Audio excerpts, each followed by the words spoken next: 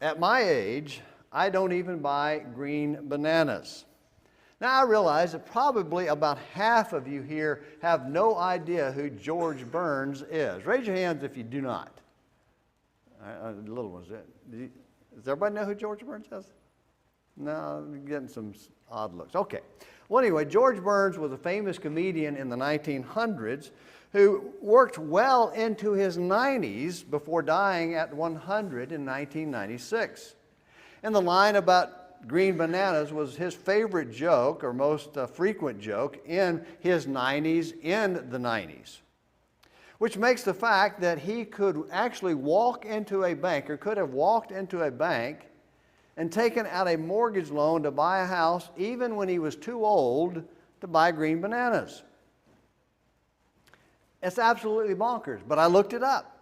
Because of the Equal Credit Opportunity Act, lending institutions cannot deny a loan based on the borrower's age. So the real question is, who would want to buy a home in their 90s and undertake a mortgage loan? By then, our time is short and the end is near, even if we are healthy, as he was into his 90s. In Orlando, many years ago, there was a member of the church who had a good friend that he taught the gospel and had him baptized him at the age of 89. So this friend was 89 years old when he obeyed the gospel and was baptized. And he was very spry and active until about the age of 98, when his body finally reached his limit and he died at the age of 99. And thankfully, even though he came to faith late in life, Robert, for the last 10 years of his life, his name was Robert, was looking for a heavenly city. He was looking forward to something in the future. Well, just like George and my friend Robert, all of us will eventually come to an end, either at our death or with the end of this world and the revelation of the new heavens and the earth spoken of here in 2 Peter chapter 3, verses 10 through 13. And that's what we want to look at this evening, is the new heavens and the new earth that all of us are looking forward to. And we'll see the connection to the green bananas and the mortgage as we work our way through. Let's read the text. 2 Peter chapter 3, beginning in verse 10. But the day of the Lord will come like a thief, in which the heavens will pass away with a roar, and the elements will be destroyed with intense heat, and the earth and its works will be burned up. Since all these things are to be destroyed in this way, what sort of people ought you to be in holy conduct and godliness, looking for and hastening the coming of the day of God, because of which the heavens will be destroyed by burning, and the elements will melt with intense heat?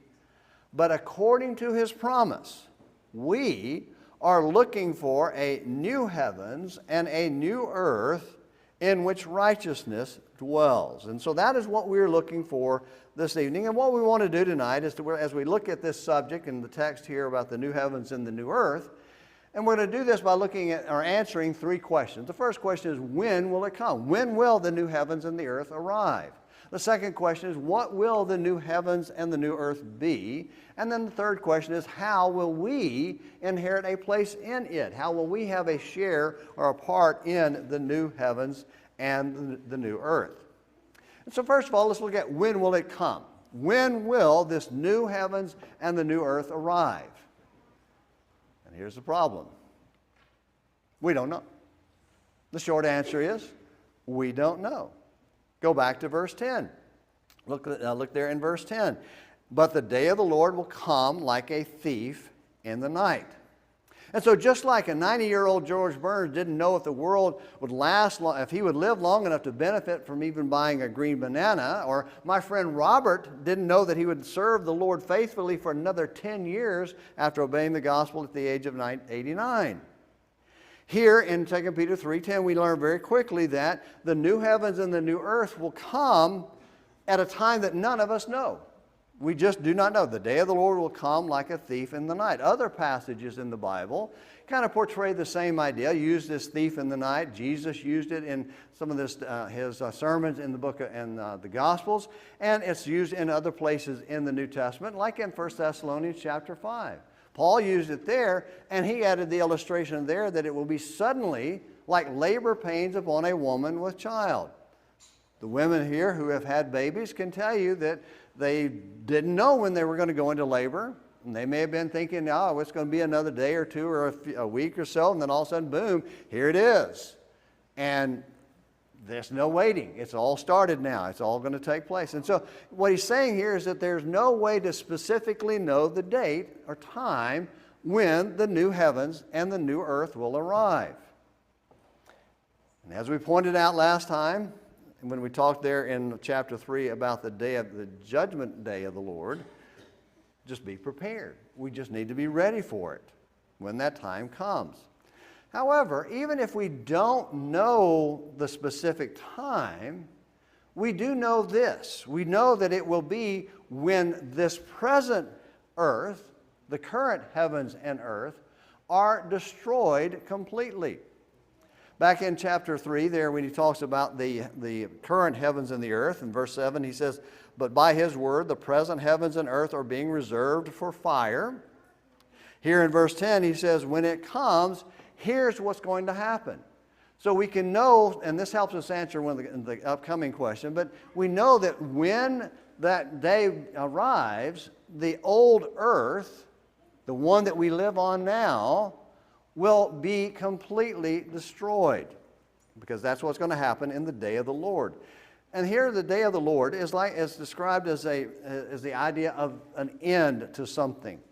And you go through the Old Testament, there will be references to days of the Lord where God will be bringing a judgment on a nation or on particular people, and that is a concept or an idea of a day of judgment.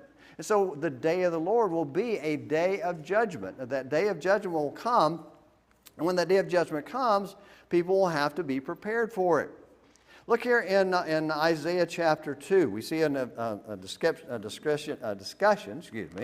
of this day of the Lord in Isaiah chapter 2, talking about the day when the Lord comes to earth. And this happened 2,000 years ago. Isaiah, 700 years before the appearance of Christ, promised the coming of the Lord, that the Lord would come. And he describes that in verse 2 here of Isaiah 2. Now it will come about in the last days, the mountain of the house of the Lord will be established as the chief of the mountains, and will be raised above the hills, and all the nations will stream to it. And many people will come and say, "Come, let us go up to the mountain of the Lord, to the house of the God of Jacob, that he may teach us concerning his ways, and that we may walk in his paths. For the law will go forth from Zion, and the word of the Lord from Jerusalem. And he will judge between the nations." So you're going to have the day of the last days that began here, talking about 2,000 years ago with the coming of Christ, the establishment of his authority and his kingdom, ruling over all the world, and that from Jerusalem all the word went out to the whole world about this king, Jesus. And then at the end of that, later on in chapter 2 and in verse 12, I want you to notice how he describes that judgment. He says, "For the Lord of hosts will have a day of reckoning against everyone who is proud and lofty, and against everyone who is lifted up, that he may be abased." So this day of judgment, the day of reckoning, is when God brings judgment on the haughty, on the proud, on the people who think they don't need him or that they can live in defiance of them, including the nation of Israel, who rejected their son, who rejected the one who was coming and bringing the last days. And so this is a common phrase all throughout the Old Testament. In fact, in Acts chapter 2, Peter quotes from Joel, and Joel using the same kind of language. Turn over to Acts chapter 2, and that's the day of Pentecost. That's when the church began. That's when the Holy Spirit came and fell on the apostles, and they began preaching and teaching the Christ is now reigning and ruling in heaven. And notice in verse 16 of Acts chapter 2. This is after the Spirit came and the apostles are preaching and teaching in different languages, and the crowd's wondering what in the world's going on. And Peter gets up and says they're not drunk, verse 15. He says, "This is that which was spoken of through the prophet Joel. And it shall be in the last days," same language as Isaiah, the last days. And then in verse 20 he says, "The sun will be turned into darkness and the moon into blood before the great and glorious day of the Lord shall come." And he says, now that day has come. And God is bringing judgment on those who reject the Christ and salvation and restoration and forgiveness for those who will follow the Son. So it is a day of reckoning that takes place in various times and in various cultures and in various nations and people when God brings judgment on those who defy Him. And the final day of the Lord is when this world is set apart for complete and absolute destruction. Now that takes us to our next question, is what will it be? So if it's going to be a destruction of this world and the new heavens and the new earth will be ushered in, what are they going to be like? What is it going to be? And again, the answer is going to be the same. We don't really know. But I want us to notice one thing here. There's an idea or a thought out there in the world that some people teach that, well, what's going to happen is like in the flood when God washed the world, flooded the earth and destroyed what was and rebuilt the earth and out of that same framework. And the idea is that the new heavens and the earth will be just this earth reconstituted, like a house where you've gone through and you've stripped all the walls out and you left the framework and you just rebuild on the old model. That's the idea that some people have about this coming new heavens and the new earth. But there is a problem with that idea. And the problem is that 2 Peter chapter 3, verses 10 through 13 make it very clear there's not going to be anything left. We're not talking about tearing down a few walls, maybe building some extensions. We're talking about removal of everything that is. Let's go back to verse 10. There is no room in this text here for a rebuilding of what is. Verse 10, he says, the heavens will pass away with a roar. And so the idea is that suddenly, and like a loud car crash or explosion, this is going to go. It's going to go away. It's not going to be reshaped. It's going to go away with a loud noise, like an explosion destroys everything that is included within its area, within its the area that it has influence on or power over. The second thing is, he says here, the elements will be destroyed with intense heat. So that means all of the building blocks that make up the earth and the heaven, they will be destroyed with intense heat. And the idea here is like atoms being unbound. You know what the atomic bomb is? The unbinding of the atom. The nucleus that holds that atom together, when it is released, it's an explosive power. So imagine every atom of every element everywhere in the universe exploding at once. Is there going to be anything left? We think about the Hiroshima and Nagasaki where the atomic bombs were dropped in World War II, and the devastation caused by them. Imagine every atom exploding like that.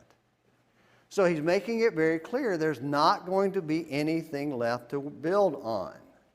Later he says in verse 10, the earth and its works will be burned up. So the heavens will pass away, the earth will be burned up, it will be removed. Not scarred over, not burned over so the new growth can come in, but burned up and eliminated, removed. And that's just in verse 10. Go back, so verse 10 says, but the day of the Lord will come like a thief, in which the heavens will pass away with a roar, and the elements will be destroyed with intense heat, and the earth and its works will be burned up. Verse 11, since all these things are to be destroyed in this way. So everything is going to be destroyed in this way. And then he repeats it in verse 12, looking for and hastening the coming of the day of the Lord, of God, the day of God, because of which the heavens will be destroyed by burning and the elements will melt with intense heat. He's making it very clear it's all going to go away. So it's not going to be the old earth rebuilt. So that makes us ask the question, what is it going to be like? The earth is not, the current earth and heavens and earth is not the framework that the new heavens and earth will be built on. And Peter gives no description of what the new heavens and the new earth will be like. So we have to repeat the question. And we ask ourselves, and the answer is, we don't know. And so we have to go to Revelation to see this. Go over to Revelation 21. We're going to spend some time here in Revelation. And I want us to notice the text here in verse 1. Here we're told about the appearance of the new heavens and new earth. And what you're going to see is that he doesn't describe what it's going to be like.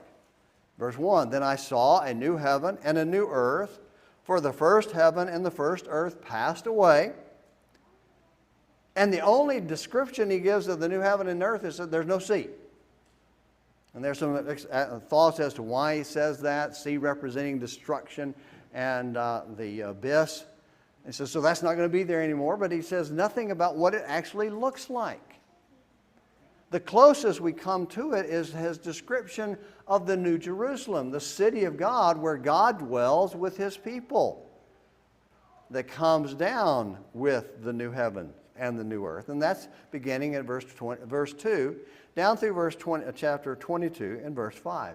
And I want to do something. I read a little lengthy passage this morning from Hebrews. I want to read this section from Revelation. I want you to follow along with me, because I want you to get the picture in your mind that John uses, or that the Lord uses to describe his new city, the New Jerusalem where the new heavens and earth are located, or that is located with the new heavens and comes with the new heavens and earth. Get it in your mind, and then we're just going to draw out a few little points from it. Verse 2. So he's already talked about the new heaven and new earth in verse 1. Verse 2 he says, and I saw the holy city, New Jerusalem, coming down out of heaven from God, made ready as a bride adorned for her husband. And I heard a loud voice from the throne, saying, behold, the tabernacle of God is among men, and he will dwell among them, and they shall be his people. And God himself will be among them. And he will wipe away every tear from their eyes, and there will no longer be any death. There will no longer be any mourning or crying or pain. The first things have passed away. So there's going to be a gigantic change from what it was in the temporal earth and the current heavens and the earth. Verse 5, and he who sits on the throne said, behold, I am making all things new. And he said, write, for these words are faithful and true. Then he said to me, it is done. I am the Alpha and the Omega, the beginning and the end. I will give to the one who thirsts from the spring of the water of life without cost. He who overcomes will inherit these things, and I will be his God, and he will be my son. But for the cowardly and unbelieving and abominable and murderers and immoral persons and sorcerers and idolaters and all liars, their part will be in the lake that burns with fire and brimstone, which is the second death. Then one of the seven angels who had the seven bowls full of the seven last plagues came and spoke with me, saying, come here, I will show you the bride, the wife of the Lamb. And he carried me away in the Spirit to a great and high mountain, and showed me the holy city Jerusalem coming down out of heaven from God, having the glory of God. Her brilliance was like a very costly stone, as a stone of crystal clear jasper. It had a great and high wall with 12 gates, and at the gates 12 angels, and names were written on them, which are the names of the 12 tribes of the sons of Israel. There were 3 gates on the east, and 3 gates on the north, and 3 gates on the south, and 3 gates on the west. And the wall of the city had 12 foundation stones, and on them were the 12 names of the 12 apostles of the Lamb. The one who spoke with me had a gold measuring rod to measure the city and its gates and its wall. The city is laid out as a square, and its length is as great as the width. And he measured the city with a rod, 1,500 miles. Its length and width and height are equal. And he measured its wall 72 yards according to human measurements, which are also angelic measurements. The material of the wall was jasper, and the city was pure gold like clear glass. The foundation stones of the city wall were adorned with every kind of precious stone. The first foundation stone was jasper, and the second sapphire, the third chalcedony, the fourth emerald, the fifth sardonyx, the sixth sardius, the seventh chrysolite, the eighth beryl, the 9th topaz, the 10th chrysoprase, the 11th jacinth, and the 12th amethyst. And the 12 gates were 12 pearls. Each one of the gates was a single pearl. And the street of the city was pure gold like transparent glass. I saw no temple in it, for the Lord God the Almighty and the Lamb are its temple. And the city has no need of the sun or the moon to shine on it, for the glory of God has illumined it, and its lamp is the Lamb. The nations will walk by its light, and the kings of the earth will bring their glory into it. In the daytime, for there will be no night there, its gates will never be closed. And they will bring the glory and the honor of the nations into it, and nothing unclean, and no one who practices abomination and lying shall ever come into it, but only those whose names are written in the Lamb's book of life. Then he showed me a river of the water of life, clear as crystal, coming from the throne of God and of the Lamb, and in the middle of its street, on either side of the river, was the tree of life, bearing 12 kinds of fruit, yielding its fruit every month, and the leaves of the tree were for the healing of the nations. There will no longer be any curse, and the throne of God and of the Lamb will be in it, and his bondservants will serve him. They will see his face, and his name will be on their foreheads. And there will no longer be any night, and they will not have need of the light of a lamp nor of the light of the sun, because the Lord God will illumine them, and they will reign forever and ever.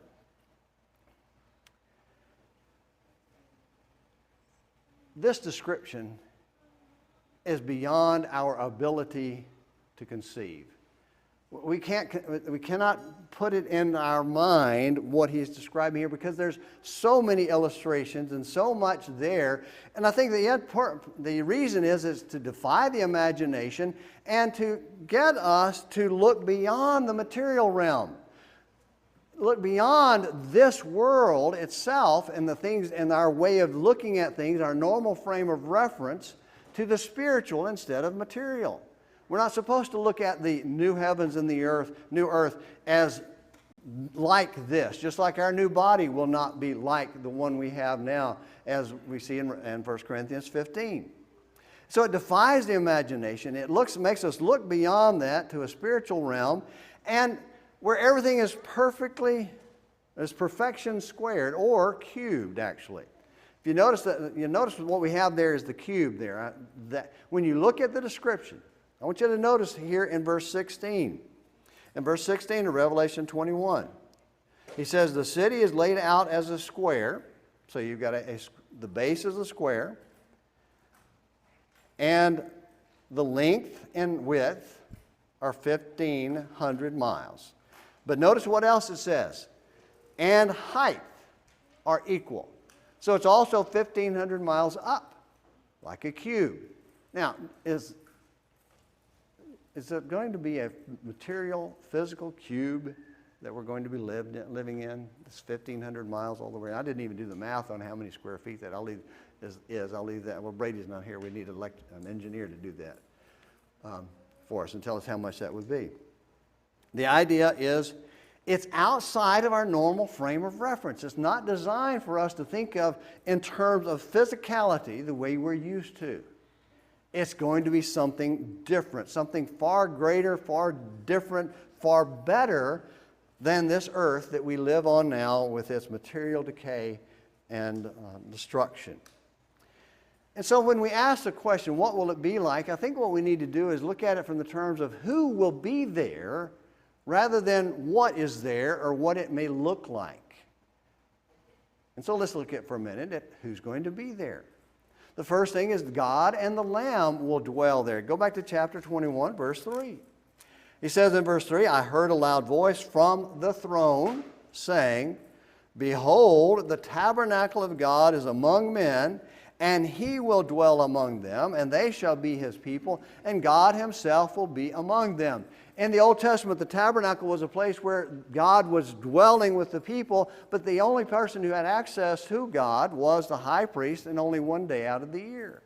What he's describing here is that the new heavens and the new earth, all who are a part of that, who are able to enter into that city, into that New Jerusalem, will have access to and be with God. God will be dwelling with us. He and the Lamb will be there. Look down in verse 22. He expands on that in verse 22. He says, I saw no temple in it. So there's not a place where you have to go to find God, because God encompasses the entire city. For the Lord God, the Almighty, and the Lamb are its temple. God will be there. So regardless of what it may look like, what it may feel like, or how it may actually end up being to our sight or vision that we may have in our resurrected bodies, that's not important. What's important is the fact that God will be there. God will be there and have fellowship with us on a very direct person-to-person basis. And not only are God and the Lamb there, they are the light there. Look in verse 23 of chapter 21. He says in verse 23, and the city has no need of the sun or the moon to shine on it, for the glory of God has illumined it, and its lamp is the Lamb. And then in verse 5, he says, there will no longer be any night, and they will not have need of the light of a lamp, nor of the light of the sun, because the Lord God will illumine them, and they will reign forever and ever. So we'll have all the vision, all that we need to be able to see is provided by God Himself and the Lamb. The eternal divine being is saying, come and be with me, and I will illumine you. I will lighten your way. I will give you what you need to see. That's what it will be. A place where God is and God provides the light for us. Well, what about us? Well, he says, those who overcome, and that goes back to the letters to the 7 churches in chapter 2 and 3, where at the end he would say, he who overcomes will receive certain things. Here in chapter 21, in verse 7, he says this, he who overcomes, that would be those of us, you, and all faithful Christians across the world who have overcome by faith, and will have a part of this. Verse 7, he says, he who overcomes will inherit these things. And I will be his God, and he will be my son. So God is saying, if you overcome, you'll be with me. You'll get all of these things that he's providing, the water of life and the tree of life and things that he discusses in other places. We'll have that. We'll be there. We'll share in that with our God. And then verse 27, he talks about those whose names are written in the Lamb's book of life. Verse 27, he says, and nothing unclean and no one who practices abomination and lying shall ever come into it. So he lists those who will not be in there, and we'll get to that in just a moment. But he's also listing, it says that only those whose names are written in the Lamb's book of life. You hear the phrase sometimes, Lamb's book of life? It's what God has written your name in. Do you know that? Do you think about it in those terms? God has written your name. If you are a believer in God, faithful believer in God, He's written your name. And I'm looking at a bunch of people that, as far as I'm concerned, your names are written in that Lamb's book of life. Now that is much greater than whether or not it looks like my street or my house or the things that I like here on earth. We couldn't care less about that as long as our names are written in the Lamb's book of life. And so that's what he says will be there. And then going back to 2 Peter chapter 3. Oh, and one other thing here, those who see his face. In chapter 22, verses 3 and 4. There will no longer be any curse, and the throne of God and the Lamb will be in it, and his bondservants will serve him, and they will see his face. Throughout the Bible, Old and New Testament, one of the key doctrines has been not the inability of human beings to see the face of God. When we're in the new heavens and the new earth, we're in that new Jerusalem, we can see God's face. We'll be with him face to face, having fellowship with our Creator. Can you imagine that? I mean, thinking about the majesty of that and just how wonderful that is should stagger us. and make us want to make sure that we're there. And then the last thing is that here is that only those who are righteous, and that's in 2 Peter chapter 3, verse 13. He says, but according to his promise, we are looking for new heavens and a new earth in which righteousness dwells. And in Revelation, we saw the people that are unrighteous that will not be allowed in, and those who are righteous, who will be where righteousness is, will be there.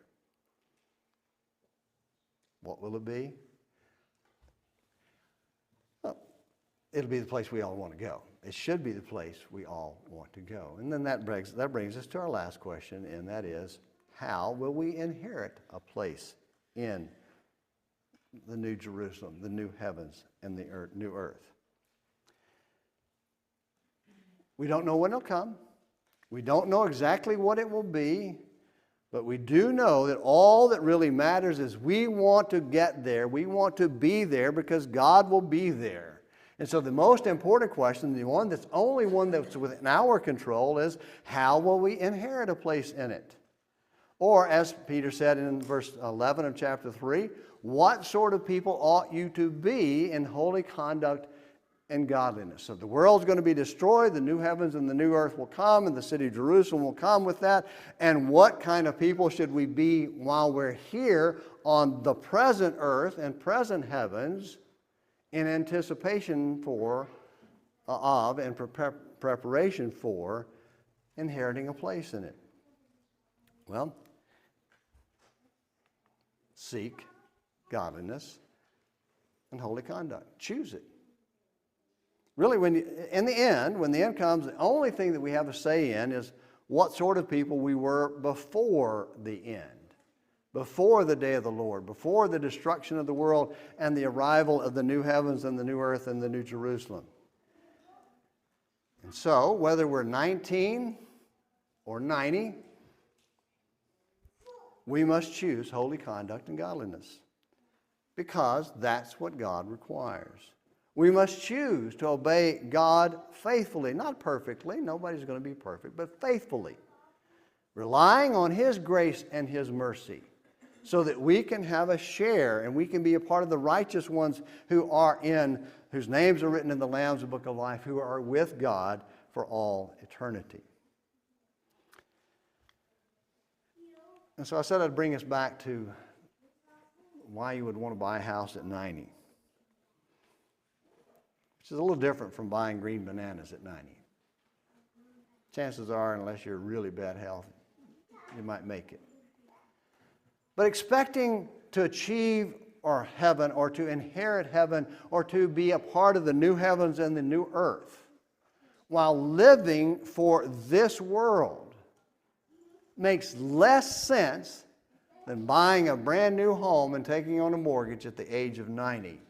You're not going to be able to enjoy it. And even if you do live a few more years after buying that home in your 90s, you're not really going to be able to enjoy it, and you're certainly not going to live there forever.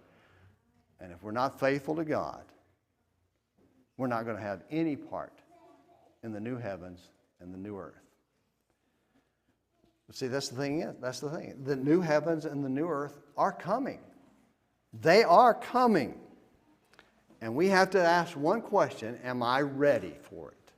And so tonight, as we get ready to offer the invitation song here, sing the invitation song, I just ask you, are you ready for the new heavens and the new earth? I'm not asking, are you ready for judgment? I'm asking, are you ready for the new heavens and the new earth? Are you prepared for that? Are you living for that? Because that's what we should want.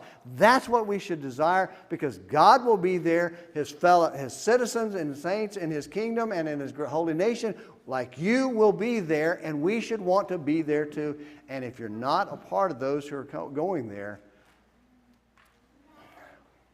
please, come. Go to the new heavens and the new earth.